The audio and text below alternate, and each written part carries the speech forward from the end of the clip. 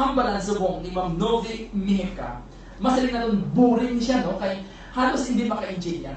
Pero patpaton namon, idayday namon, in layman's term mga kaabyanan, kung paano ba sa maka-apekto ang tinatawag na SGLG, on Seal of Good Local Governance, sa kabuhi naton kag sa pagsinalayo naton nga mga pumuluyo mga kaabyanan.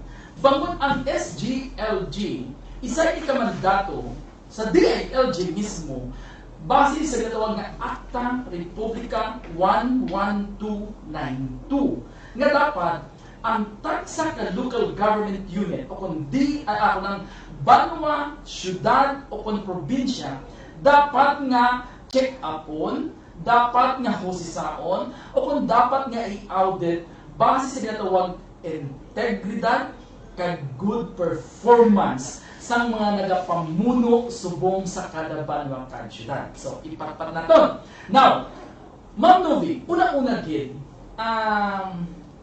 though adlaw-adlaw sa nagligid ng mga sinimana, daw halos porsigido gid ang DILG, ang probinsya nato, ang DILG sa probinsya nato sa sining SGLG. Now, pwede mo mahatagan jutay nga background ang aton sa mga kapwa ni Gracie.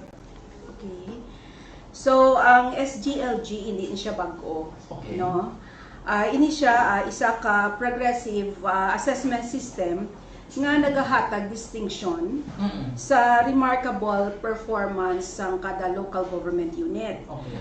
So, kung tanawon mo ang history sang DILG, it started way back in 2010. Ang ngalan niya sang una is what we call the Seal of Good Housekeeping, or the SGH. Okay. No, it was started in ginimplement sa 2011, and then later it evolved into SGLG in 2014. So nag-Seal of Good Local Governance. Sang gin-implement ni sa as SGH, no, ang una to nga ginhatag may ara kita nga marker, SGH bronze, no. Pagkasunod nga tuig, Ilan nga tapik sa mga dingding o haligi sa mga munisipyo o city? glass marker siya. Okay. Pagka succeeding year sadto, ang gin-issue is, or ang ginhatag once nga makapasad kaliwat is SGH silver. Okay. So before siya gin-implement liwat, nag-evolve siya into SGLG, or the Seal of Good Local Governance. Okay. No? Pag-implement sini, may ara kita nga anong ka governance areas. Okay. Tatlo ka core indicator, kag tatlo ka essential core governance area, kag tatlo ka essential governance area. Okay. So, Kung mag-aamo na sa inyong basihan. Oo. Okay. So, bali, may formula ini siya kung paano ka makakuha sang seal, no? Ang iyaning unang formula is 3+1 principle. Okay. So, buot silingon, pasaron mo ang tatlo ka core governance area nga amo ang good financial housekeeping, Okay. ang disaster preparedness, kag ang social protection, and any one of the essential area. Okay. So, amo na siya 3+1. Okay, so buot sa lingon nga hindi lang basta-basta kay kung mayor ka, kung gobernador ka, kag makabaton ka sa ang award o kung manumbrar ka bilang ang imong banwa bilang nagdaog sa sining SGLG, lain siya ang imo sining prestige mo. Yes, Di ba? yes. Buot sa lingon, there is something nga sa imong pagdumalahan, buot sa lingon, may kredibilidad ka kag good performance as a leader, di ba? Okay. Now, una to sa siling mo, good financial bla bla bla. Housekeeping. Okay. Ano na siya ang mga basihan nato? Okay. Ang good financial housekeeping, isa na di nga ginatanaw ang compliance nimo sa audit report. Oo. So, kinanglan qualified or unqualified ang imo nga result, ang audit findings mo. Kag kung tanawon mo sa report na sang COA, may ara kita na nga recommendations, no? Okay. So, kinahanglan makalabot ikaw 30% fully compliance sang gin-recommend sang COA. Okay. So, for example, may ara ikaw nga siyam ka recommendations sang COA, at least malabot mo siya ang 30% of that para maisa na sa mga indicator Okay. na ma-comply So, mo. to simplify sa sinang bagay, dapat wala ka sa may nagahang Yes. na unliquidated expenses. May mga ara man siya, that's why nga part na siya sang recommendations Yeah. ng COA, no? May ara gid na hindi gid na ma-perfect sang kada LGU. Okay. So ginatanaw na nga the LGU has to comply at least 30% of those recommendations. Kaya kung kisa ginatagaan na sila chance to further complete the papers, ginatagaan ka mga notice. gagmay nga mga kulang-kulang bala.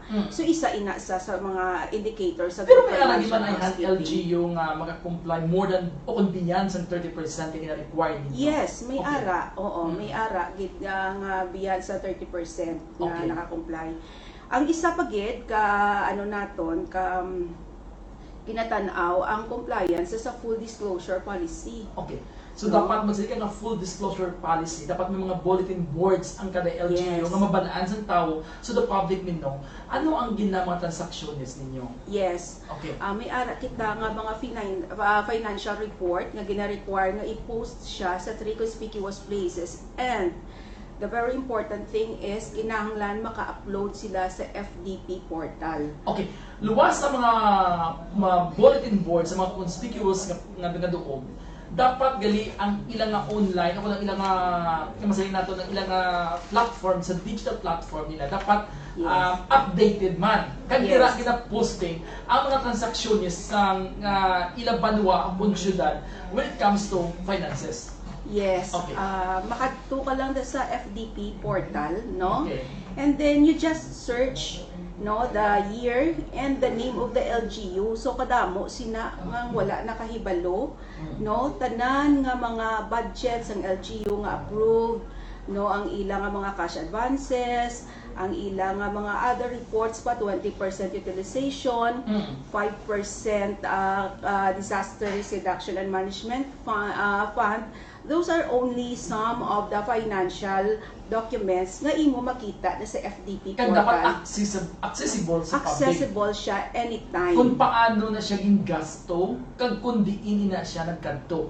May ara na kami nga mga ginapagamit nga form, Okay. official form nga amo na siya ang dapat gamiton sa LGU, filapan na nila kag i-post dira. Okay, but this also includes sa inyo sinigatawagan transparency ninyo nga daw portal of transparency ang ining mga bidding sa mga projects and programs sa kada LGU. Oo, may ara siya part na ang gina-post naton sa aton nga financial documents. Okay.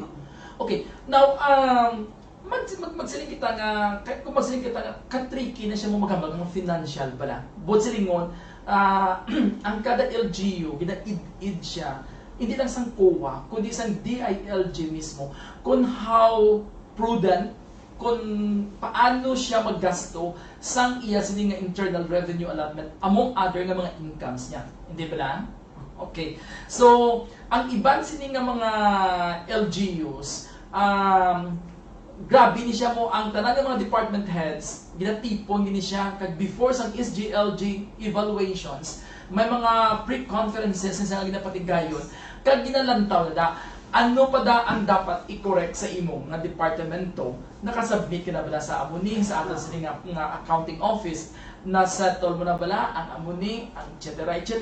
Para kapag labot sa oras o kung sa adlaw sa evaluations dapat plastado na ang tanan.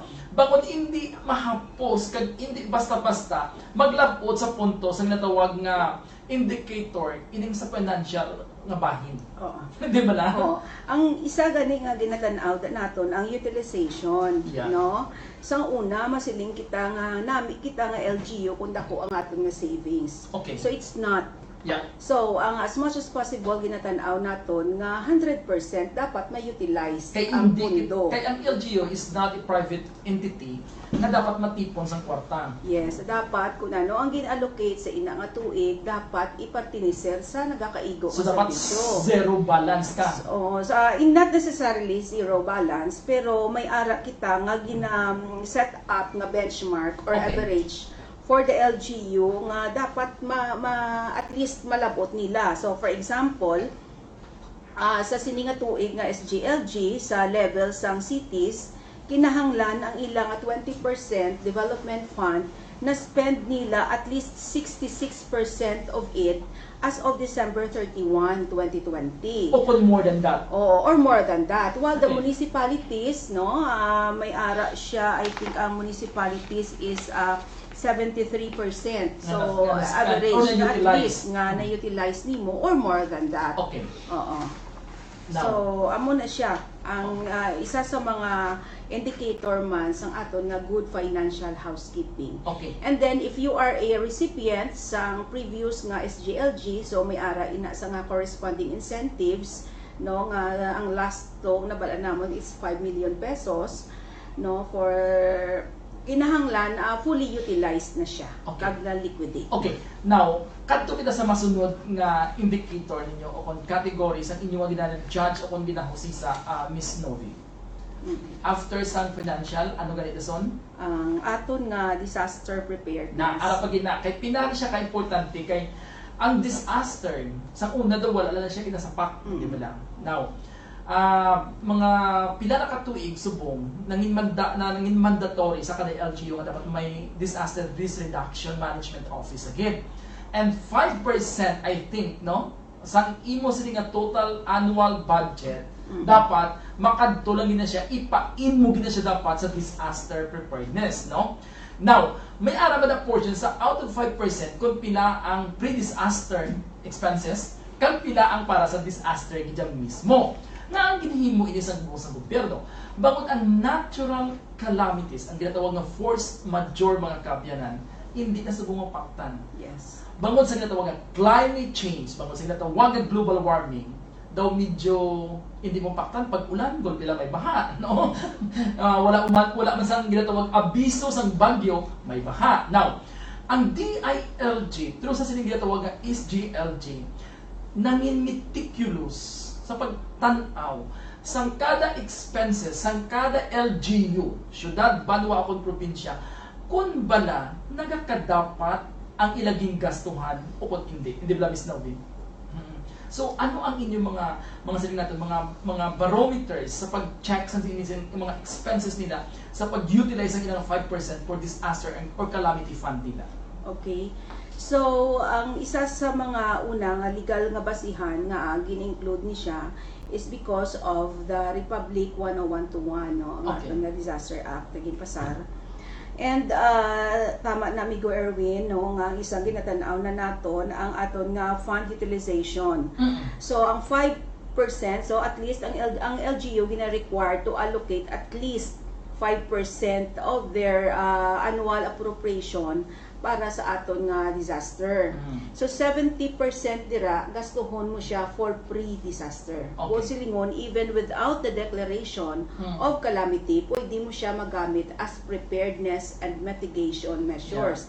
So for example, no, in preparation para sa baha, kinanglan ang kanal, i-clear mo na ang mga drainage mo, no, samtang wala pa, mag-purchase ka na sa mga rescue equipment para ready ka na. So, ginatagaan naton priority ang preparedness and mitigation. Okay. Now, sa aton nga criteria diri, at least 50% of the 70% must be utilized. Okay.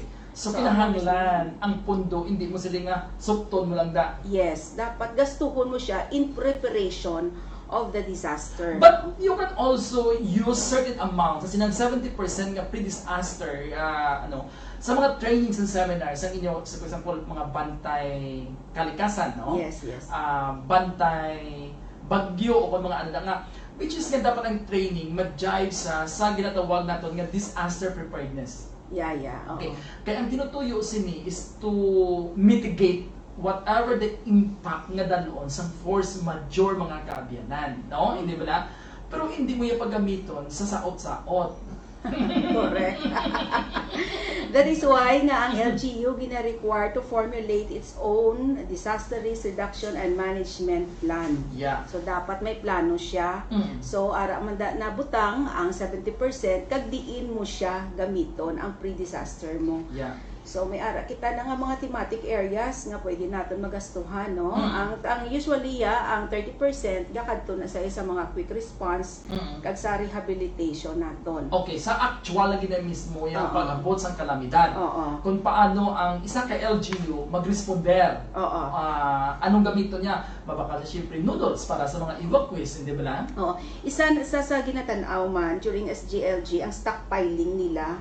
No nga kinahanglan mag-stockpile. Pero may option ng LGU kay wala gid man ni gina-encourage, no, especially nga hindi nato mabalaan sa nasiling mo na kung saan maabot ang disaster. So may tendency na sa nga base mapanos kung damo ang ato nga stockpiling. So ang isa na sa ka-options ng LGU is to establish a memorandum of agreement sa aton nga mga sari-sari store, sa mga grocery store, sa aton nga pharmacy, nga in case there will be a disaster, pwede lang sila kakuha, kautang, no, sa because of the MOA, and then later na lang i-facilitate ang payment. Kaya ang pinakamasubo sila kung may kung idiro na to nga kinahanglan may stockpiling sila o kung may dapat may area sila na para stock ang noodles basi kung bahaw-bahawan, mauluran, di ba? Ang bugas mabagti kag magbilog-bilog kag magbaho, kag igo mo ipanghatag sa tawo, mareklamo ang tawo kay masalita ano man nga baho mani o expire na. Ang tinapa expire na. So ang kanami subong kay hambal ibang novi nga pwede ang isa ka LGU magbuhatang sa magporma sa isa ka MOA, Memorandum of Agreement sa mga grocery stores within sa ilang locality nga anytime kung may disaster, hakwat na lang sila. No? Kung pilada ka noodles, pilada ka bugas, pilada ka tinapa, o kung other goods, including sa pharmacy. No? Oo, para sa mga bulong naman na sa iya. Okay. So, gina-check nyo gina, Ma'am Novi, isa-isa ang mga MOA? Yes, ang aton nga ini nga programa may upod ni siya nga technical notes. Okay. No, sa aton nga technical notes na butang dira tag isa-isa kung ano ang MOVs or ang means of verification. Okay. So for example, sini sa stockpiling ang isa na di ginapangita is ang aton nga MOA. So magsiling kita nga MOA basta document kani hindi siya dapat expire. Okay. So by the time of evaluation kinanglan still pa siya valid. Okay. So amo nang ginatan-aw naton. So isa sa mga we are looking into during the evaluation is the document review. Okay. So that is why nga kun imo makita bisan sa probinsya damo-damo na sila nga document nga ginadala because that's one of the because those MOVs or means of verifications gina-require na nga ipakita. Yeah. Amo na mga department heads kung nasa sila nga ara na ang evaluators ang SGLD do nagahalakwat sila sa ilang mga folders ng mga documents, hindi ba lang? Kag isa na ginahimo man nato nang ginatawag nga on-site validation. So ginabisitahan ang lugar kag ginatan-aw, for example sa full disclosure, ginatan-aw da namon kung ang mga posting nila insakto ang mga documents konfirmado, no?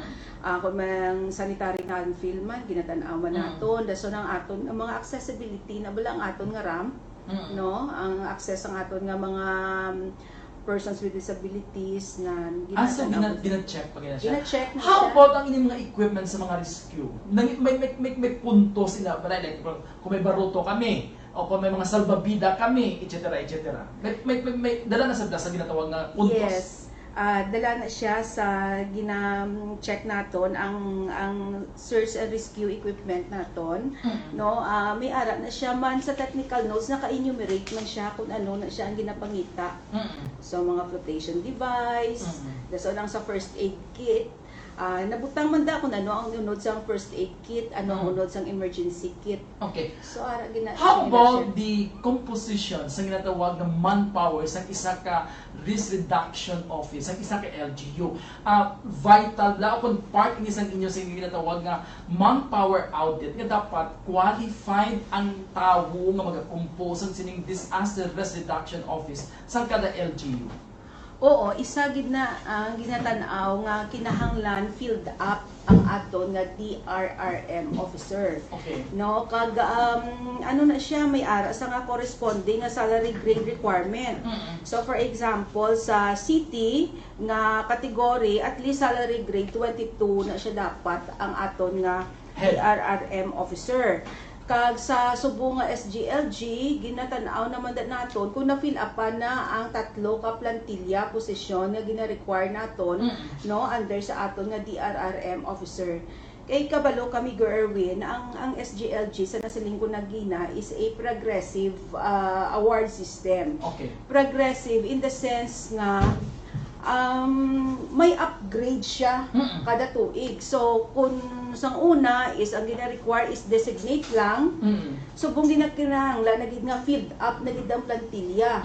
So pagkasunod na naman nga tuig, tanaw na naman kung ang staff na naman na fill upan at least isa. Muna bala.